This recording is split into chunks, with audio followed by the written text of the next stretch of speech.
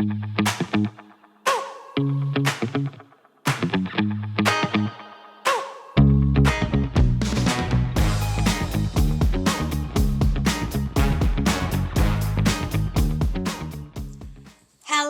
everyone. Welcome to Connecting with Jennifer Filzen. This is my good buddy, Larry Mendoza. Say hello, Larry. Hey, how you doing, everybody? Great to see you. Glad to be here. So we're doing this in a little bit different format. Yeah. Originally, typically we do this on Zoom, right? But Larry wanted an excuse to come down to Monterey, and I was so happy that he did, because then we get to have dinner after this. So this is a good thing. Absolutely. But anyway, Larry and I have known each other for, I'm thinking like 15 years-ish. Closer to 20. Closer to 20 years. Closer to 20. We met through a mutual friend, Steve Lehman. And Steve, may you rest in peace. But anyway, we've been friends ever since. And if you thought I was a talker, well, this is my equal. It's all good. It's all good. Glad to be here. Anyway, so tell us about you. Tell us a bit of your background. I want to hear all of the work with background, including NASA and all of that fun stuff, because I want them to understand how much of a badass you are. Well, thank you. I tend to think of it as it prepared me for this step in life. So I'm a native Bay Area. I was born in Fremont, California. I went to Berkeley, and my degree was in mathematics. And after that, I spent the next 20 years as a NASA spacecraft engineer. Right? What I did was I worked on the team that built the Hubble Space Telescope, and then the team that built the Spitzer Space Telescope, which is a sister of Hubble. We may talk about that a little later. And then the team that wrote the software that controls the air conditioners on the International Space Station. So my background is really demanding spacecraft engineering. High process, high teamwork, high stakes, and every one of my missions has succeeded. So that was for 20 years. Then I took a little time because I'm kind of a social butterfly like Jen. And, engineering is great, but when you put me with a bunch of engineers, it looks like a banana with a bunch of strawberries. I'm the social guy. It's really... but they make a great smoothie together. They do. They make a great smoothie, and they make great spacecraft, right? So I decided to try something a little different that was more socially driven, but still professional and demanding. So I became a sales guy for Oracle. I was a national sales account manager for Oracle. And I had the Golden Triangle, which was Monterey, 17-mile drive, to Pikes Market in Seattle, to Waikiki. Hello. Right. So it was a terrific, amazing experience. We did really well. My salesperson was fantastic. And then when she left, I actually moved and became the sales account manager to lead the show, and also did a bunch of sales work on the East Coast as well, between Richmond, Virginia, and Washington, D.C. So really exciting, got a chance to do that. Then I retired for 2 years. And then there was just something that said, you know what? There's more that needs to be done, right? You need to make more of a difference in the world, which is kind of hard thinking about the NASA projects that I did, right? But what I used to tell my sons was the American dream is three things. It is find something that you're good at, that you like, and what you can get paid for, okay? But it turns out there's a fourth. And the fourth came to me later in life. It comes to others earlier. And the fourth is, are you making a difference in the world? Yes. And for me, that was a huge driver. I mean, I in sales, I was making a lot of money and doing great stuff, but it wasn't really changing the world in the sense of raising ships, right? Along with the tide. Right. And so I came back as an elementary school teacher. Love this. Tell us more. Yes. So what happened was my wife is a school teacher. And shout out to Kathy. Yeah, shout out to Kathy. Yeah, woo. And she found an opportunity that they were, this private school in Los Altos Hills called Pinewood was looking for an engineer who wanted to learn how to be a teacher, because they were going to take a big risk and say, look, we want to try something that no one in the country has ever done. We want to try teaching engineering as core curricula to elementary school students. And they were trying to find somebody. And the joke is there are only 3 engineers in Silicon Valley who actually like other people's kids. And I'm one of them, right? And the other 2 must have had jobs. So my wife said, Larry, this job looks like you on paper. You need to go check it out. So I'm like, okay. So I go in and I talk to these guys. And it was just awesome from the first moment. Right? And they asked me to come in and do a demo lesson. I've never taught before. They're like, we don't need credentials. We just need you to be you, an engineer. We'll teach you how to teach. That's I'm like, amazing. okay, let's go. So I did it. And after my demo lesson, they had me on the spot. And I've been there for the last 5 years. Fantastic. And I just retired. And it's part of this conversation here. So it's my second retirement. You know, I got about 3 or 4 left in me. But this is another one where I'm going to shift gears and try something very different, which is what we're here to talk today about. So that's kind of my background. I love that. And it kind of brought me to this place where I love kids. This is a really funny story. The only thing that I had that was resume driven for working with kids was I was a Sunday school teacher for 25 years. Oh, no way. I didn't know that. Yeah. And, but I had nothing else. And I'm like, oh man, how do I use that? And 25 years of Sunday school teaching is enough. I mean, that beats out, hell, your track record of teaching kids beat out mine. And I got my degree in education. I only lasted a little bit before I was like, ooh, children, no. Exactly, but you find out, right? You get your degree and then you find out what you're supposed to do after that, right? Right. But so it turns out the only reference that I had was my pastor at my church.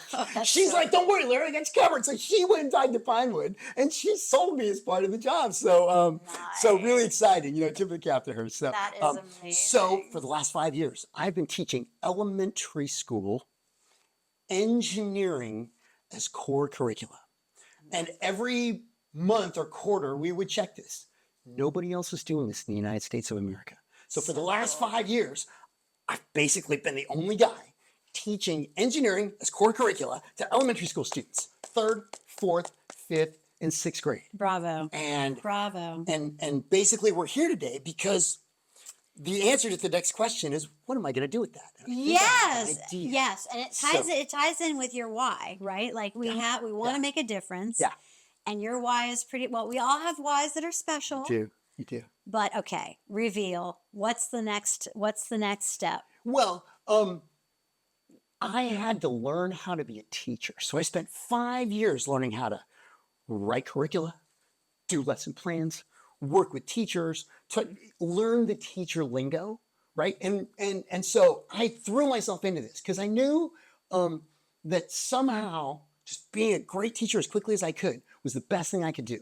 And so I was at this fantastic school. These teachers at Pinewood were the most generous, amazing, open kimono people, right? As long as you're authentic and humble and just say, hey, I don't know anything about this. Can you help me? They're like, yes. And so I got all this amazing. I have scores of pages of notes of sitting with these teachers that I call Gandalfs, right? Nice. Because literally what they do is they levitate in their classroom with the book sitting in their lap, and they weave a couple of spells, and the kids are quiet, and the kids listen to the lesson. It's like, it's amazing, right? So I learned from the most generous, remarkably skilled teachers you could ever imagine surrounding you every moment, just support and encourage. And it was just a blessing to feel myself growing. I mean, I've told Jennifer this. I am not the same person that I was 5 years ago. That's right? So cool. 5 years ago, I had all this cool stuff, right? I was a NASA spacecraft engineer, worked for Oracle, did all this stuff. But now I can run a classroom. You can run a classroom. I know kids. I love kids. They love me. We have this great thing going. Can you imagine a child not liking Larry? It was just so, you can't buy the authentic joy of a child who gets fired up about something you're telling them for $1 million. You can't. It's and to see this, right? And then to combine that with the fact that for 5 years, we reverse engineered what engineering is and simplified it for elementary school students. Amazing. Right. That is quite the feat. And then I had to go over this again and again with the parents to show them what we were doing. Yes. So one of the great stories from my parents is I said, here's what I figured out. I figured out that third graders and CEOs are the same thing. Do tell. They're the same thing, right? Third graders and CEOs, the same thing. Here's why. 3 things. 1, they're really smart. 2, they got 5-minute attention spans. And 3, they have absolutely no idea what I'm talking about. and so I realized in this flash that being a salesperson, I was basically selling these super complex Oracle supercomputers to the United States government. And part of my job was to simplify the value proposition from these things and show the CXOs the value proposition at a very high level. So I had to take all this technology and simplify it so that a CXO could go, oh, I get that. Oh, hey, oh, here's a check for $1 million. And third graders are the same. Third graders are the same. When you simplify it to speak to their listening, they get it. And what happens in the world if an elementary school student gets engineering? That's the big bam that hit me over the head. Right? Is that this engineering is a process, right? First thing to understand, it is a process. It is not a person. It is not a thing. It is, it's a process. It's like a cooking recipe, right? Yes. It's in disciplined, ordered, problem-solving steps, and you got to do them in order, right? Right. So figuring this out and creating curricula to get kids to understand this is huge, right? It's really big. And so they can get it. Oh, yeah. It turns out this is not magic, but because the nature of engineering is closed kimono, right? When you're working for Hewlett Packard or you're working on these big projects with a lot of money at stake, there's a lot of fear and paranoia about who can get the information that you guys are doing. Sure. I mean, you know all about NDAs and Makes sense. and secrecy and stuff like that, but it's built into part of engineering where it's just not in their nature to share off the bat until they trust you. And that takes a long time. But kids are not like that, right? So if you could take this engineering stuff and figure out the shape and open the kimono so they get it, it's just beautiful to behold. Okay, so you've boiled down engineering into bite-sized, easy to understand processes. You figured out how to take teaching and put it into bite-sized, easy to execute processes. What do the two make? Right. Great question. And I got a bunch of stuff to share with you, right? So the single biggest breakthrough that I had in doing this was that you can use the engineering process to make anything. Okay, we think about it as software and computers and spacecraft and these complicated things, but it turns out it's a disciplined problem-solving process. True. Right? And so you can build anything with it. You can build anything with it. So, one of the fortunate gifts that I have is that I'm really an elementary school kid, right? The joke is I finally found my peer group, right? I'm like, they laugh at my jokes, I laugh at their jokes, like, yeah. So I'm like, whoa, this is so cool. Let's do this. Let's build this thing. And the kids just get, if you find that thing that fires up the kids, they just go off the chain on it. Yeah. But it bonds with the learning of the engineering process. Yes, when you make learning fun, they'll remember it longer. So here's an example. Right, so my 5th graders for the last 2 years, the final project in the class, 2 years ago, the final project was researching and using the engineering process to build a Bigfoot. Build a Bigfoot. Build a Bigfoot, right. So the thing is, whether you believe in Bigfoot or not, there's a ton of data out there, right? And so the first thing we do, it's like, hey, if you have to build a surfboard, you better go look, research what? Surfboards. You better talk to who? A surfer. If you got a $1 million contract to design a cowboy hat, you better go talk to a cowboy. A cowboy, there you go, right? It seems obvious, but it's not unless you're put there. And these kids are getting this, right? They're really sharp, and so they pick these things up. So the great thing is we start researching Bigfoot. And the pivot, so you get these great arguments where 5th graders going, no, that's not real. Oh, yeah, that's real. Yes, it is. They're going back and forth. But the pivot point was whether you believe in Bigfoot or not, prevailing theories are it's a Gigantopithecus. A Gigantopithecus. Gigantopithecus is an extinct primate that lived 15 to 300,000 years ago, right? But it's big, it's 10 feet tall. So if you make that leap and go, well, whether I believe in Bigfoot or not, we can use Australopithecus fossils in the fossil record to figure out how to build a model of this thing. Okay. So all of a sudden, Okay. you can go and you can find out, because the fossil record just has tons of data on the fossils they found for Australopithecus. And all of a sudden, you know how long the forearm is. You know how long, and all of a sudden, we have to build a skeleton and then a body around it. And so these kids are going through this process, right? They're like, whoa, okay, now we're making the leap. We can get the measurements. We could do this. And then we broke it into projects where one team did the left arm, one team did the right arm, Okay. one team did the left leg, one team did the right leg, one team did the body, one team did the head. Whoa. Right? And so, Okay. because part of what we're teaching, if you've been an engineer, you know this. Integration is the single most difficult thing there is. Right? Hardware software is probably the most difficult. But taking something you designed and taking something somebody else designed and putting it together so it works is the hardest job, because it's not just what you came up with. You have to communicate, right? But we're teaching these kids ground zero, level one, right? Ground zero, level one. You got to make this work. So all of a sudden they got to take this arm and they got to talk to the people doing the body, Right. and figure out where the connection points are for the skeleton. True.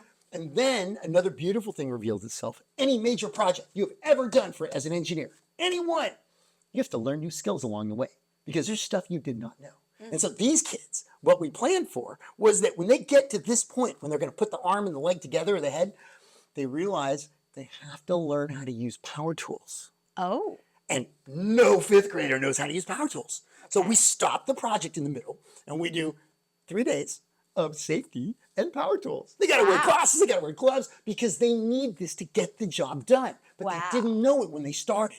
But fundamental part of engineering is, as you're going, you got to pick stuff up on the fly to get things done, because there are things you did not see that are required as a part of getting it done, but you don't realize it till you get there, despite all your planning and your best stuff. And the So- parents were okay with Yes! their small Oh my God! types. Oh my Okay. God! I had a mother come to me and say, she was almost in tears, and she said, I have a power tool. I have a drill at home, and I didn't know how to use it. And my daughter comes in and goes, don't worry, Mr. Harry, you showed me how to do it. I need glasses and I need, and they literally used it at home. But so that's the teaching safety was a part of that. The Nice. very first thing, got to wear gloves, got to wear glasses, got to hold it a certain way. And so there's just these amazing fallouts that come from this, right? And so at the end of the day, we had 2 fifth grade classes, and each one built a different Bigfoot. And one was 12 feet and one was 13 feet, because the second class was like, we want to build one taller than that. So they did, right? So that was 2 years ago. So this last year, it's like, how do we one up Bigfoot? Because the lesson stuff is all super awesome and important, but I don't want to do Bigfoot again. Okay. And then it just like fell like an apple out of a tree and hit me in the head. The Loch Ness Monster. Oh, the Loch Ness Monster. Yeah, except when you, and it's an analogous experience, except that the Loch Ness Monster is much bigger, right? and where Bigfoot, you can use Australopithecus as the connector to get the data to build it. Right. The same thing is true with Nessie and a plesiosaur. Basically, everywhere you look, no matter what, they're kind of the mind, well, whether you think Nessie exists or not, it's probably a plesiosaur if it does exist. And then all of a sudden, you can use this incredible fossil record to get the measures of the fins, the measure of the neck.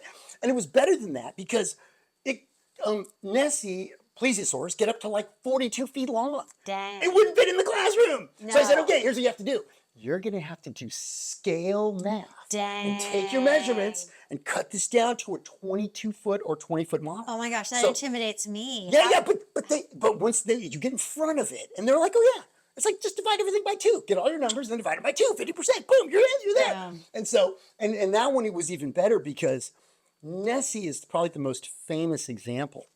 But turns out there's another in America called the Lake Champlain Monster.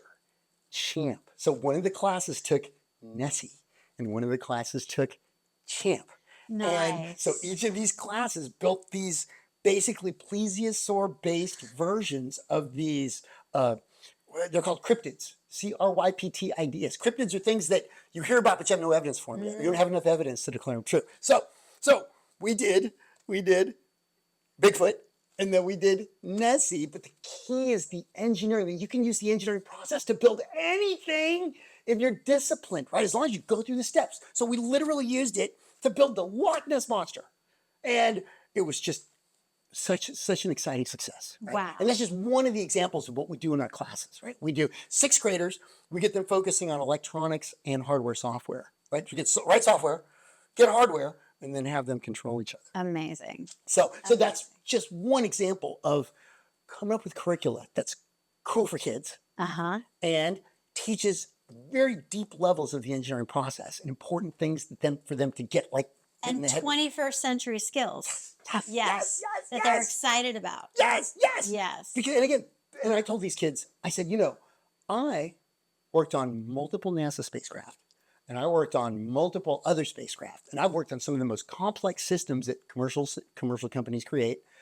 And you guys in my class are 20 years ahead of me. Oh, wow. I didn't get the engineering process when I was 10. I got it basically after I graduated from college with a degree in mathematics when I got thrown onto the Hubble Space Telescope project. So these kids are, so the parents go, oh my gosh, the kids they're getting way ahead. Way ahead. And even for designers. Absolutely. Like what I love about the STEM or STEAM programs, science, technology, engineering, art, math, correct, is that, God was the best designer of them all, if you think about it, proportions and such. And so look at all the beautiful cars that you love. A designer put that together. Look at anything that you enjoy, film like Deadpool, or a house being built, or anything that we create. You have to have some kind of designer to do the math to make it look aesthetically attractive. And I'm going to add something to what you said. Super important that I discovered along the way for another thing that we're going to talk about. You have to have the confidence to share your designs. Because, and this leads me to the most powerful thing that was going on is that what I realized is that this school was filled with the daughters of Silicon Valley leaders, okay? But they had never been exposed to engineering. So you've got these girls, and this is really important.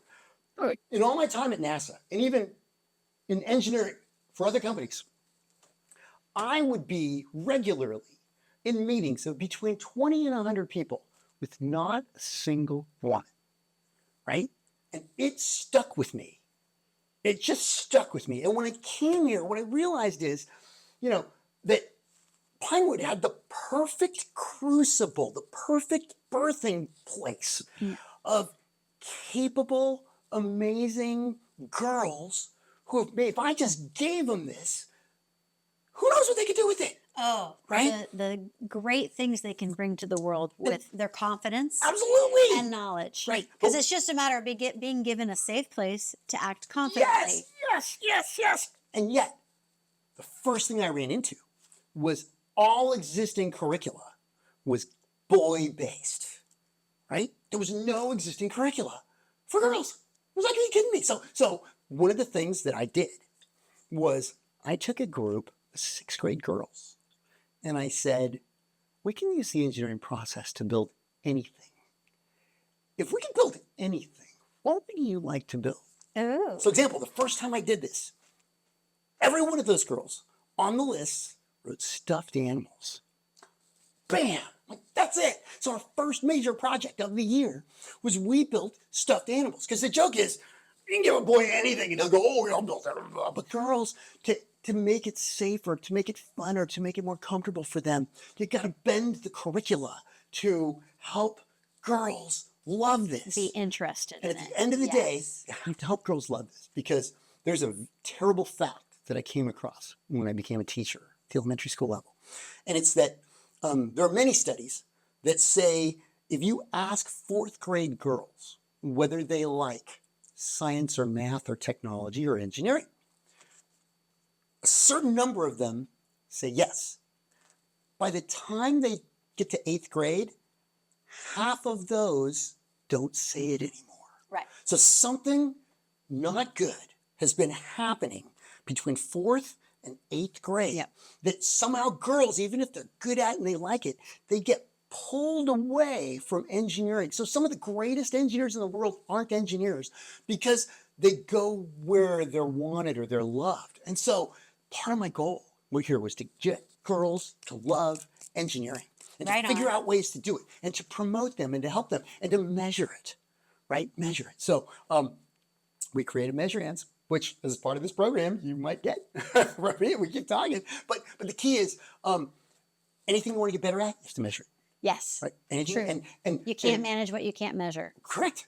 Right. Well, you can, but you're really bad at it. So, yeah. So, but the key is, yeah. So this is a mission that took 5 years to get to this point, and girls, right? Change the world. Get girls to love engineering. I have to share one thing with you because it was it just changed my life, right? One of the girls who started with me as a third grader and just finished as a sixth grader, she in third grade she clearly had ability and just had never been exposed to it. She started with paper airplanes, and then she went to Paper robots. airplanes are so fun. Yeah, because that's what my third grade thing I is like. love Yeah, you throw them, paper it's dynamic, airplanes, right? And so right? I still have the paper airplane that she made me from third grade. Okay, Aw. so fourth grade, fifth grade, and Fourth sixth grade grade. was robotics. Yeah, it's an introduction, but it's more the engineering process. It's Okay. just doing these projects, hands-on, building things, making stuff. It feels like makers, but it's not makers. Very important. Engineering is not makers. Okay? Most people don't realize. They're like, oh, we have a makerspace. That's not engineering. Okay? It's like an adjacent thing, but it's not, right? That's why this is so important. Engineering is structured problem solving using the engineering process. You can apply it to that stuff, but it's not baked into that stuff. And everyone I've seen doesn't really do that. It's just playing in a sandbox. So that's why this is so important to distinguish engineering from anything else that's going on for these kids and to get a school committed to doing it. And so anyway, to finish for this girl, fifth and sixth grade, I started a Robotech robotics club at this school. Fifth graders can do it and sixth graders can do it. This girl was in both of these. And this year, she started her own team for FIRST, if you're familiar with FIRST. Right? Yeah, don't know what FIRST FIRST is. FIRST is kind of the definitive robot competition in the nation. Oh. And it's high school level. Right? You can go lower, but it's high school level. So fifth and sixth grade competing against high school. Well, yeah, seventh, eighth, but it's like they entered this program. Okay. And this year she was selected. She was given the National Award for Innovation in Design. Right?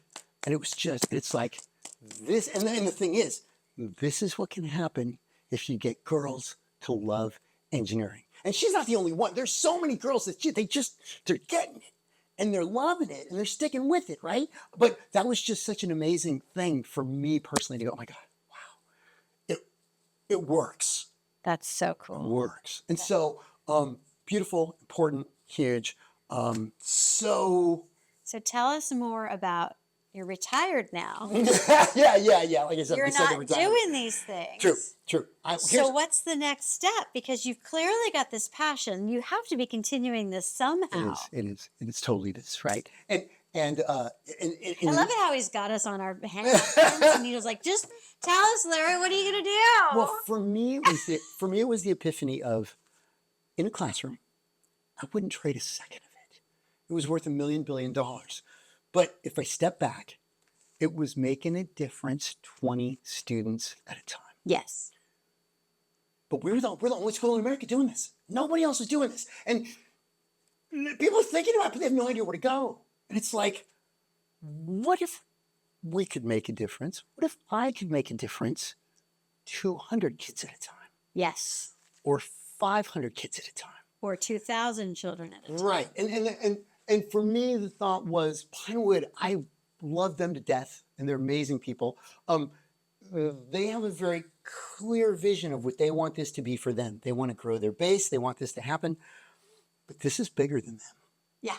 And this needs to be taken nationwide. This needs to go to places beyond where we are.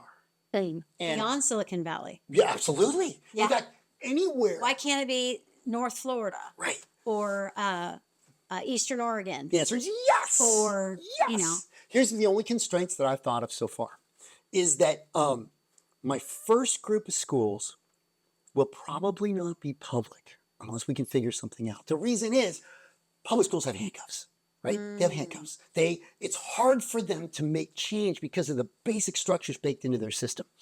Independent schools, private schools, they have much more flexibility. Scott Riches was able to simply decide to do this because he was the president and he said, this is what we're going to do. And he dragged everybody kicking and screaming because he saw the value. So the thing is, if there are schools out there who are near centers of engineering. Oh, there we go. They don't even have to be Silicon Valley. So it could be Texas. It could be anywhere. It could be Atlanta. Anywhere where parents can afford to send their kids to independent schools and appreciate the value of engineering, of what we're talking about here today. Because that's what when my parents came to this school, for the last 5 years, I've been giving this talk to my parents and going, look, this is what we're doing. This is where we're going. This is what we're doing. We've been so far ahead. The state of California did not have standards for engineering at the elementary school level when we started. So literally, we've been working with them to help them develop their standards, right? Because that's how far ahead this is. If you're from Silicon Valley, if you know about entrepreneurialism, there's a thing called greenfield. And what greenfield is you are standing somewhere, and then you realize that nobody else is standing there, right? Other people are here, but you're standing in a place where nobody stood before, where there is value and nobody else is there.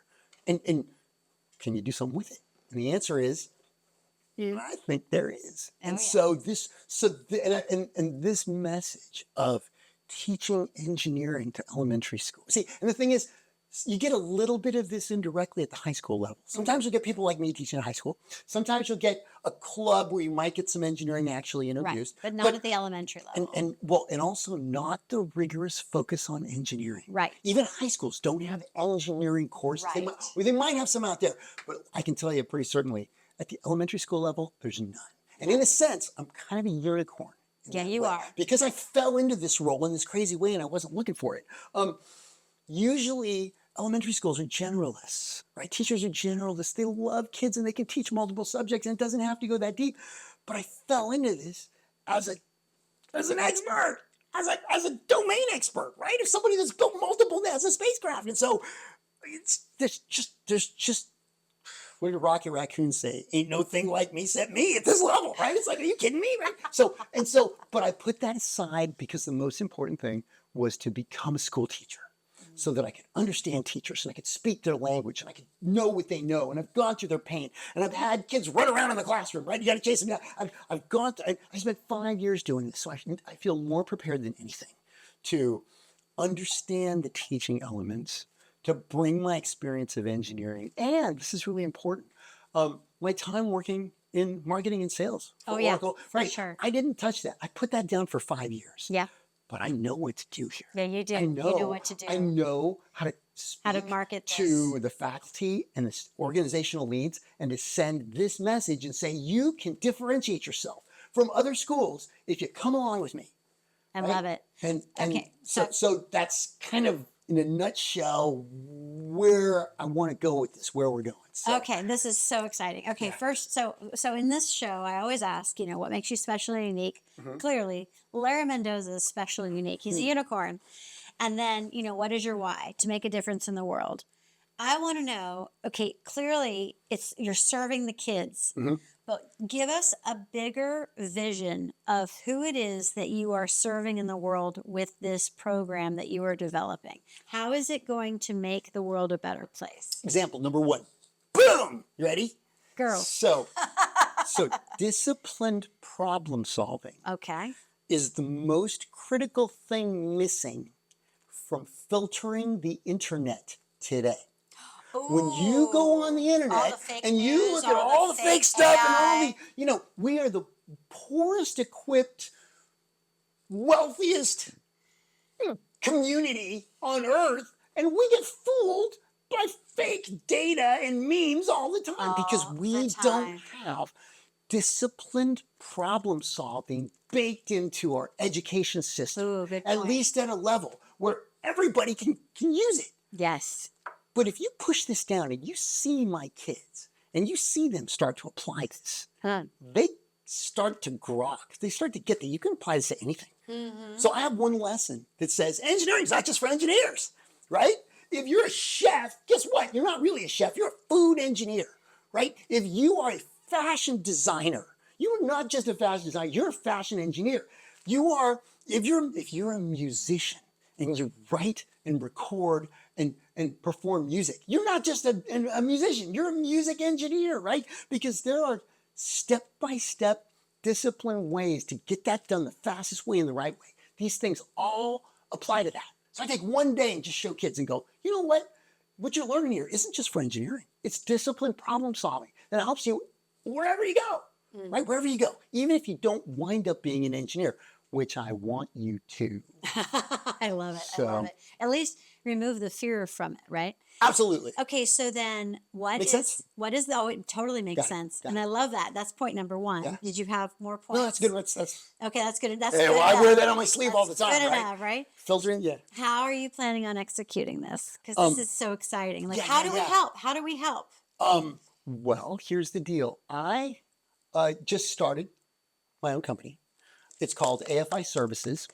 And for those Latin-based listeners out there, AFI is short for Audentes Fortuna Iuat, which is Latin for fortune favors the bold. Ooh. So that's my company.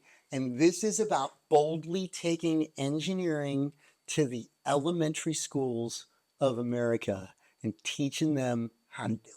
We need to get William Shatner to like be your Exactly. Yeah. Right?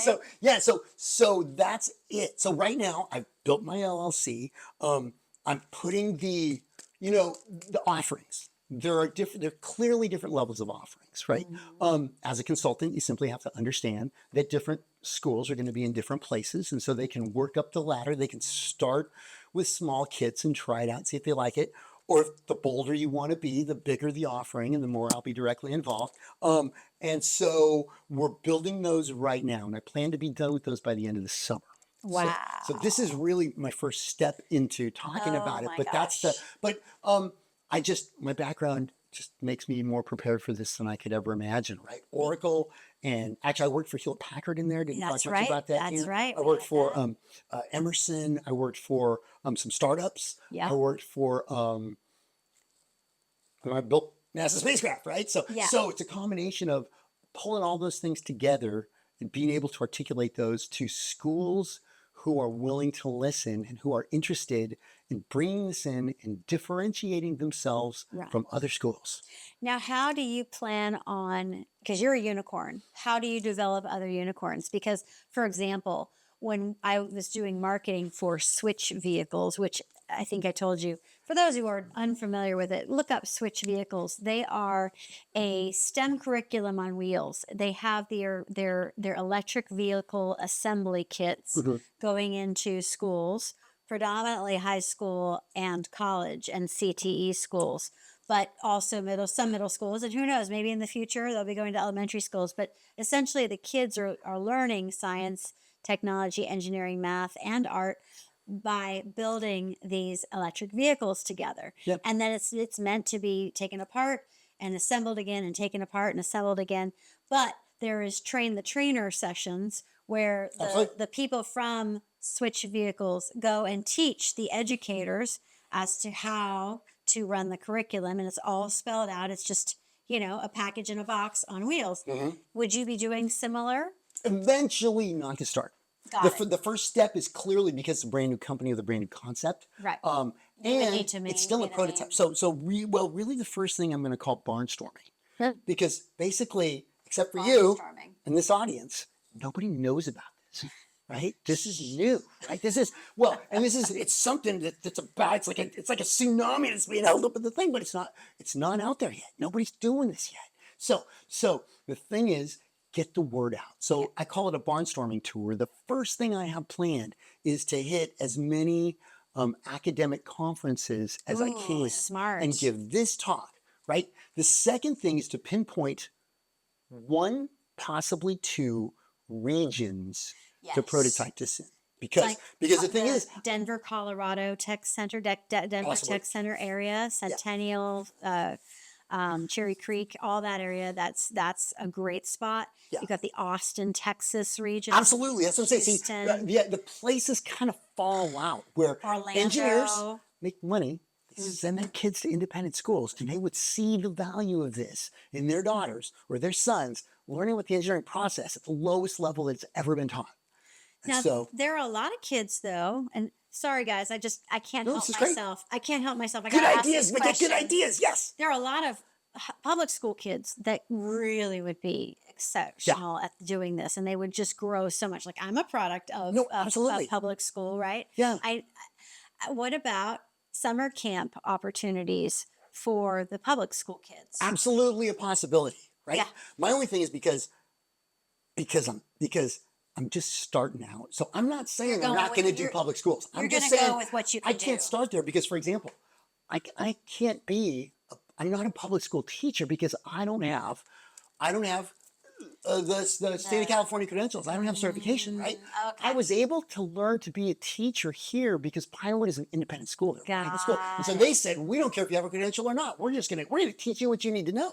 So I got thrown in with a bunch. Turns out the best way to learn is to be surrounded by a bunch of Gandalfs, the greatest of whatever it is you're doing, right? It's like if you want to learn how to throw a football, right? There are worse ways than having Joe Montana teach you how to throw a football. So, Okay. but like I said, I don't even know what all the barricades would be. Got it. But if this takes off, those will be secondary. Oh yeah. Right. And the thing is, I think makes even sense. the message is super powerful to public schools. I just can't count on them bending the rules for me. I get it. Whereas any president of an independent school could listen to this and hear me and go, Oh yeah. I want this. I want this. Yeah, because here's the target audience. Mm-hmm. Top 5 independent schools in a particular region, right? 1, 2, 3, 4, 5. You're number 5, but you can't take the traditional path to get to number 1 because they have all the money and all the resources and all the marketing. The marketing. Yeah. But then that's where Pinewood was. Pinewood is a top 5 school in the Bay Area. Oh yeah. But they're not top 3, right? It's not because they couldn't be, but because there are schools like Harker and Nueva that simply charge more money. They've been around longer. They just have this thing. And to fight them head to head, you can't beat them in resources. You can't beat them in messaging. You can't. So how do you do it? Content. You pick in marketing. It's called a key differentiator. You create a differentiation that you have that they don't. And that's what Pinewood did, and it is paying huge dividends. Huge. So the thing is, Pinewood was smart about this, and so, but I'm just like, this is bigger than that message. Yeah, it is. I love Pinewood and Oh, yeah. all the success on them in the world. Oh yeah. But this needs to get out. Yeah, it does. This needs to get out. Gosh, I'm fired up. I want to be in third grade again. I want to be in Well, third I'm gonna grade. need rock star marketing at some point to get this stuff to get this going. So I know, right? Yeah. But I mean, isn't this exciting? So, all right. So let's talk about how this is going to change the world. I'm thinking that if this gets implemented, so many people, so many things are going to happen. That's a beautiful thing, right? First off, we're going to give young people the confidence, whether they're boy, girl, trans, doesn't matter. The young people are going to get the confidence of learning how to build something, and how to present their use the engineering designs. just that, like they'll get 20 years ahead, just to, like these kids are. Yep. So they can start young and get into it.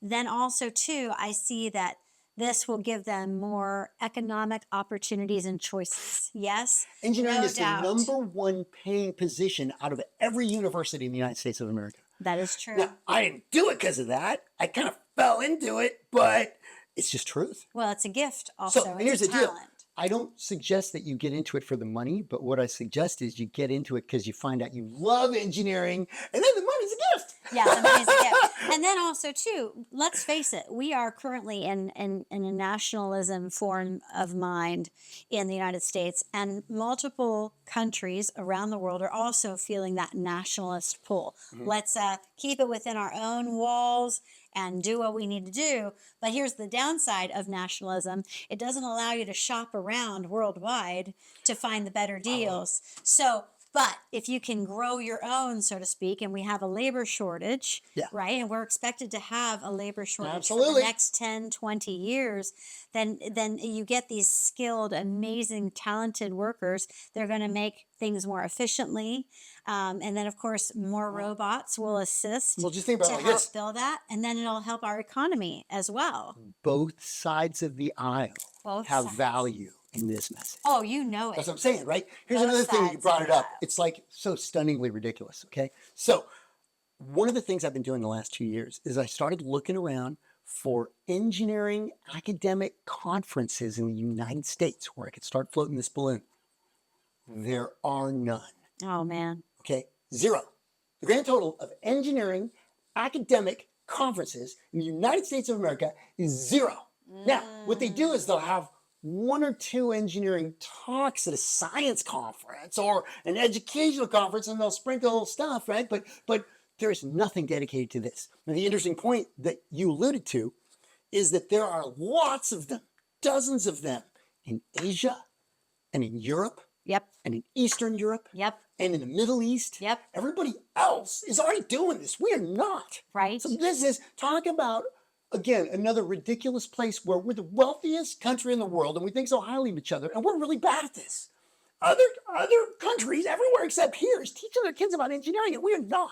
And I didn't realize this until I got into it. But now, like it's literally a way to fix that problem Yes. and fight back. Yes. Right? And all of a sudden it's saying, oh, let's get more H-1B visas, right? It's like, well, we'll have a bunch of these kids coming through the pipeline right now. Yeah, right? exactly. So- exactly. And then we don't have to outsource as much because we have it here. But it gets back to the love. You get these kids to love it. Oh, you and know see, the love keeps them from leaving, Yes. right? If you love something and somebody goes, well, you can make more money over here, or you can do this, like, yeah, but I don't love this, right? Right. Right now, that's not happening.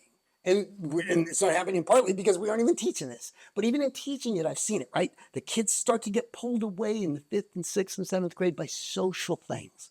So you have to make them love it enough to where they're not willing to leave it because they like it, they're good at it, and they're confident in what they're doing. Right. But it's a really intractable problem. It's tough. It's the toughest one I face. But I'm not afraid of tough problems. No, you're not. You We know built the how- Hubble you know Space how to Telescope, Solve right? stuff, Larry. Oh my So- gosh. So super I excited. love So it. that's Okay. So for anybody who is watching who wants to help, how do we contact you? Mhm. And how can we get involved? Well, I have just activated my AFI services email, but it's still getting sorted out. So for the moment, it would just be larry.mendoza@gmail.com.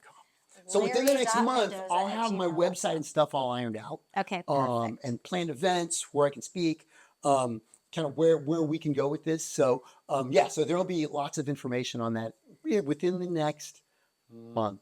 Woohoo! So, yeah, love it. yeah. So for now, you can get a hold of me through Through Jennifer. Jennifer Yes. and Or Larry. Larry.Mendoza, Mendoza @gmail.com. Correct. I think that's fair enough. Perfect. Well, you heard it here first, everybody. And Larry, I'm so proud of you. You know what? It's so much fun. We've always just totally enjoyed hanging out together. Yes. Your Yes. energy is so effervescent and palpable and exciting and inspirational.